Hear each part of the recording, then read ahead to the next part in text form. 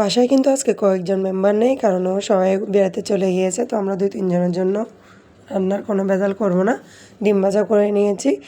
এরপরে এখানে চিংড়ি মাছ ভুনা করব। তো আমি চিংড়ি মাছগুলো ভুনা করতে দিয়ে দিয়েছি। একটু বাইরে গিয়েছিলাম একটা রড নিয়ে, রড দেখেই তো কুকুর পালিয়ে যাচ্ছে দেখুন। এরপরে এটা ডাস্টবিনটা ময়লা ফেলে আমি রেখেছিলাম, রোদে একটু দিয়েছিলাম, এটাই আনতে গিয়েছি, বাতাসে পড়ে গিয়েছিল।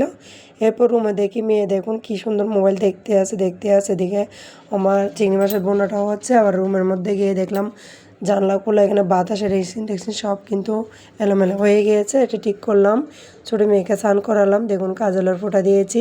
মেয়ে তো অনেক খুশি, নাচতেছিল। এদিকে কিন্তু আমার তরকারিটাও হয়ে গিয়েছে।